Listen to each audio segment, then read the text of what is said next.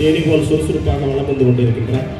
எனது பாசமிகு மாவட்ட கழக செயலாளர் உச்சிபாலர், மாவட்ட கழக அவைத்தலைவர் உச்சிபால் அவர்களே, தலைமை செயற்குழு உறுப்பினர் ஜெயராமன் அவர்களே, மாவட்ட துணை செயலாளர் அருமையக்கால் சின்னம்மாள் அவர்களே, இளைஞரணி அமைப்பாளர் சவுந்தரராஜன் அவர்களே, பொதுக்குழு உறுப்பினர் பிரம்மநாயகம் அவர்களே, பொதுக்குழு உறுப்பினர் முத்துகணேசன் அவர்களே, பொதுக்குழு உறுப்பினர் அருமையன் PT மணிமாறன் அவர்களே, முன்னாள் துணை மேயர் அருமையன் விசாயம் பாண்டியன் அவர்களே, மண்டல குழு முன்னாள் தலைவர் அருமையன் மாணிக்கம் அவர்களே, ஆதி திராவிட நலக்குழு துணை செயலாளர் சிவகுமார் அவர்களே, சிறுபான்மையினர் நலப்பிரிவினுடைய துணை செயலாளர் ஷேக் இஸ்மாயில் அவர்களே, அன்பு தம்பி குடைவீடு அருண்குமார் அவர்களே, ஆறுபாளையம் பகுதிக்கழக செயலாளர் அருமையன் மாரவர்மன் அவர்களே, பகுதிக்கழக செயலாளர் அருமையன் நீலமேகம் அவர்களே, சிம்மக்கல் பகுதியினுடைய பொதுச் செயலாளர் அருமையன் சரவணபாண்டியன் அவர்களே, அருமையன் PK செந்தில் அவர்களே, எல்லை பகுதிக்கழக செயலாளர் அவர்களே, இறுதியாக நன்றி உரை சொல்ல காத்து கொண்டிருக்கிற திமுக துறை நிர்வாகிகள் பெரியசாமி, மதலைமுத்து, கணேசன், மோகன், பூசாரி கணேசன், செல்வகுமார், மரவர் சாவடி, கார்த்தி, புவனேஸ்வரி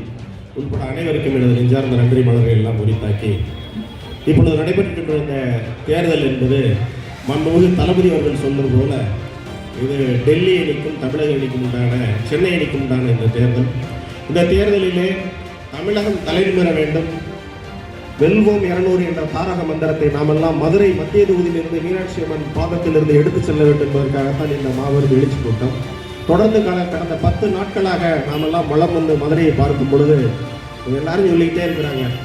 என்னை பொறுத்தமட்டில் நான் இந்த களத்தை தேர்ந்து தொடர்ந்து பயணிக்கும் பொழுது நமக்கு போட்டியாளர் என்பது கண்ணுக்கெட்டிய வகையில் எங்குமே இல்லை என்றுதான் தெரிகிறது. காரணம் என்னவென்றால் நமது தளபதியார் அவர்கள் செய்திருக்கிற இந்த திட்டங்கள் அனைத்தும் மக்களிடம் நன்றாக சென்றிருக்கிறது. நாம் வாக்கு சேகரிக்கக்கூடிய ஒவ்வொரு இடத்திலும் ஒவ்வொரு இல்லத்திலும் தளபதியினுடைய ஒவ்வொரு பயனாளிகள் வாழ்ந்து கொண்டிருக்கிறார்கள். ஆகவேதான் சொல்லுகிறோம், வெற்றி என்பது நிர்ணயமாகிவிட்டது. வாக்கு வித்தியாசம் என்பதை நிறைவேற்றுவதற்காகத்தான் இந்த தேர்தல் களத்திலே இன்னும் 8 நாட்கள் நாம் தொடர்ந்து பயணிக்க வேண்டிய கட்டாயத்தில் இருக்கிறோம். நமது தேர்தல் அறிக்கையே மிகப்பெரிய கதாநாயகனாக வளம் வந்திருக்கிறது. குறிப்பாக சொல்லணும்னா, பெண்கள் 2000 ரூபாய் கலைஞர் உரிமை தொகை பெறுவதற்காக காத்து கொண்டிருக்கிறார்கள். 5000 ரூபாயை அவர்களுக்கே தெரியாமல் அவர்களுடைய வங்கி கணக்கில் ஏற்றி அவர்களுடைய மிகப்பெரிய ஒரு மகிழ்ச்சியை கொடுத்தவர் தான் நமது தளபதி அவர்கள். அவர்களுடைய இந்த நல்ல தருணத்திலே அவர்களுடைய இந்த திட்டங்களை எல்லாம் மக்களுக்கு தொடர்ந்து எடுத்து சொல்லி மதுரையுடைய வளர்ச்சியிலே நமது பண்பாளர் அருமை பிடிஆருடைய தவ புதல்வர் மாண்புமிகு நமது அமைச்சர் அவர்கள் தொடர்ந்து மக்கள் பணி செய்வதற்கு ஒரு நல்ல வாய்ப்பை தாருங்கள். குறிப்பாக சிறுபான்மை மக்கள் நம்மளோடு இணைந்து எந்த விதமான மனமாச்சரியம் இல்லாமல் மதுரை அமைதி பூங்காவாக திகழ்ந்து கொண்டிருக்கிறது. அதை தொடர்வதற்கு ஒரு நல்ல வாய்ப்பை மீண்டும் தாருங்கள் என்று உங்களிடம் கேட்டுக்கொண்டிருக்கிறார்கள்.